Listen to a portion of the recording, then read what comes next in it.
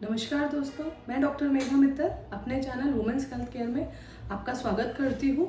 आज का जो हमारा टॉपिक है इस वुमेन हेल्थ केयर की सीरीज़ में वो है वाइट डिस्चार्ज या वेजाइनल डिस्चार्ज। तो जैसे ही वेजाइनल डिस्चार्ज की बात होती है, जो हमारी आजकल की महिलाएं जैसे कि जो टीनेजर बच्चियां हैं या मिडिल एज जो वुमेन्स हैं, इवन पीरियड्स जाने के बाद की जो मेनोपॉजल वुमेन्स हैं, उनमें भी बहुत कॉमन इस तरह की समस्या हो गई है। तो सभी जो है अगर थोड़ा भी वाइट डिस्चार्ज होता है तो वाकई में अवेयरनेस की वजह से चिंतित हो जाती है महिलाएं तुरंत ही कि हमें जो है ट्रीटमेंट लेने जाना ज़रूरी है। तो आज का जो हमारा वीडियो है हम उसी चीज़ पर डिस्कशन करेंगे कि किस स्थिति में वाइट डिस्चार्ज के ट्रीटमेंट का होना चाहिए और किस स्थिति में वाइट डिस्चार्ज में किसी ट्रीटमेंट की ज़रूरत नहीं है। तो जो वाइट डिस्चार्ज या जो वेजाइनल डिस्चार्ज होता है, ये भी एक नॉर्मल नेचुरल फिनोमेना है। जैसे कि हम जानते हैं कि हमारे मुंह से सलाइवा सिक्रीशन होता है, तो वो किस लिए है कि हमारे मुंह को ल्यूब्रिकेट रखने के लिए। तो उसी तरह से जो वेजाइनल सिक्रीशंस होते हैं वो जो है हमारे इसको वेजाइना को ल्यूब्रिकेट रखते हैं, इन्फेक्शन से बचाते हैं और स्पर्म को जाने के लिए, आगे बच्चेदानी में जाने के लिए पैसेज देते हैं। तो इसीलिए जो एक नॉर्मल वाइट डिस्चार्ज है, नॉर्मल डिस्चार्जेस है, उनका होना ज़रूरी है। जो नॉर्मल डिस्चार्ज है वो पतला होता है और मिल्की वाइट कलर का या लाइट क्रीम कलर का होता है और हल्का सा चिपचिपा होता है। इसके अलावा और किसी भी तरह का कोई डिस्चार्ज है जो कि हम अभी आगे चल के अपने वीडियो में बताएंगे, तभी हमें उसका ट्रीटमेंट करने की ज़रूरत है। और ये थोड़े बहुत इस तरह के जो है पूरा मंथली भी अगर डिस्चार्ज होता है तो उसके लिए परेशान होने की ज़रूरत नहीं है। हम जानते हैं कि जो हमारी जो मेंस्ट्रुअल साइकिल है वो 28 दिन की होती है, जिसको कि हम 2 पार्ट्स में डिवाइड कर सकते हैं, फर्स्ट 14 डेज और लास्ट 14 डेज। तो हमारी साइकिल्स में हार्मोन्स में इतना चेंज होता रहता है जिसकी की वजह से पूरी साइकिल में कुछ अलग अलग तरह के डिस्चार्जेस होते हैं। जैसे कि पीरियड्स जाने के तुरंत बाद जो डिस्चार्ज है वो थिक होगा और उसके बाद जैसे पीरियड्स के फिर 10वें 11वें दिन से जो डिस्चार्ज है वो थिन होना शुरू हो जाएगा। और उसमें भी जो 14th डे जो ओव्यूलेशन का डे है, डे ऑफ ओव्यूलेशन, जो कि 14th-15th डे के आसपास होता है, उस दिन जो डिस्चार्ज है वो बिल्कुल पतला और एकदम जो है थोड़ा सा चिपचिपा और मिल्की वाइट कलर का होगा। तो इसमें जैसे अगर आप उसको हाथ में लेकर के इस तरह से खींचेंगे तो वो आपको एक पतला तार जैसा दिखाई देगा, उसमें एक पतले तार जैसा चिन्ह बन जाएगा।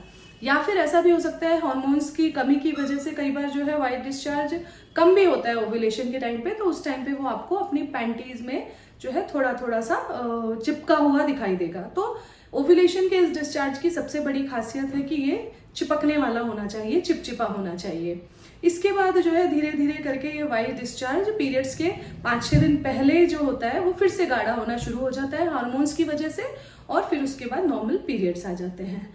तो अगर इस तरह का जो डिस्चार्ज है कि जो डिस्चार्ज मिल्की वाइट कलर का है, पतला है, जिसमें कोई स्मेल नहीं आ रही है, जो आपके कपड़ों को बहुत ज़्यादा खराब नहीं कर रहा है, चाहे वो महीने भर हो रहा है, महीने के पूरे टाइम पर हो रहा है, लेकिन वो नॉर्मल ही फिजियोलॉजिकल ही डिस्चार्ज माना जाएगा। इसके लिए आपको जो है किसी ट्रीटमेंट की ज़रूरत नहीं है।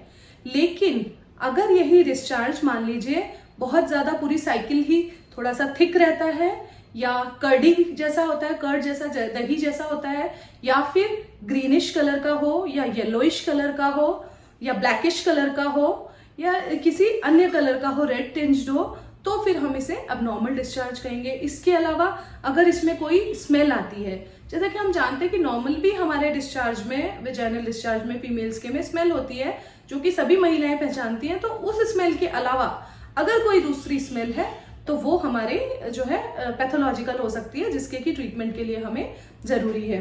तीसरी चीज़ जो डिस्चार्ज है वो उसके साथ में हो सकता है इचिंग, वेजाइनल इचिंग आपको महसूस हो, यानी कि जो प्राइवेट पार्ट्स हैं वहाँ पर खुजली आपको महसूस हो, या फिर जो है जलन महसूस हो, आप यूरिन पास करते हैं उस टाइम पे आपको जलन महसूस हो, या फिर वैसे भी जो है पूरा एरिया, वेजाइनल एरिया रेड हो जाए, उसमें जलन महसूस होने लगे, या वहाँ पर छोटे छोटे जो है बुलस जैसे या दाने जैसे निकल आए।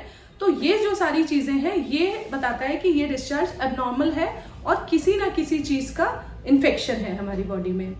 या फिर इस डिस्चार्ज के साथ बहुत ज़्यादा कमर में दर्द, पेड़ों में, नीचे नलों में दर्द वाली जो समस्या है वो होने लग जाए, कमर में तेज दर्द हो, कॉन्स्टिपेशन वगैरह भी हो सकता है। वीकनेस रहती है, कुछ काम करने का मन नहीं करता, अगर जो डिस्चार्ज है उसके साथ ये सारे सिम्टम्स एसोसिएटेड हैं तो हम उसको एबनॉर्मल वाइट डिस्चार्ज कहेंगे। तो इस तरह का जब डिस्चार्ज होता है तो उसके लिए हमें ट्रीटमेंट लेने की जरूरत पड़ती है। या फिर कोई ऐसा डिस्चार्ज जो कि पूरे महीने ही हो रहा है लेकिन वो बार बार हमें कपड़े बदलने के लिए जो है इनिशिएट कर रहा है कि वो मतलब उस वाइट डिस्चार्ज इतना ज्यादा हो रहा है कि वो हम उसकी वजह से हमें बार बार कपड़े बदलने पड़ते हैं। तो ये जो है ये एक एबनॉर्मल वाइट डिस्चार्ज होगा। ऐसी कंडीशन में हमें डॉक्टर के पास जाना चाहिए और उनकी सलाह से इलाज लेना चाहिए। अदरवाइज अपनी हाइजीन का मेंटेन करें और जितनी भी बार टॉयलेट जाएं सिंपल वाटर से अपना वेजाइनल पैसेज वॉश करें। इन चीज़ों का थोड़ा सा ध्यान रखें। नॉर्मल मिल्की वाइट डिस्चार्ज अगर है तो उसके लिए डॉक्टर को दिखाने की ज़रूरत नहीं है। हाँ, अगर जो मैंने आपको अबनॉर्मल डिस्चार्ज के सिम्टम्स बताए ऐसा कुछ होता है तो जाइए और अपने डॉक्टर की सलाह ज़रूर लीजिए। आज के लिए इतना ही। अगले अपने वीडियो में हम जो है इस वेजाइनल डिस्चार्ज के क्या क्या कारण हो सकते हैं उनके बारे में डिस्कस करेंगे। तो स्टे ट्यून विद अस और जो वीडियो है आज का इसको लाइक, सब्सक्राइब और शेयर करना मत भूलिएगा। धन्यवाद।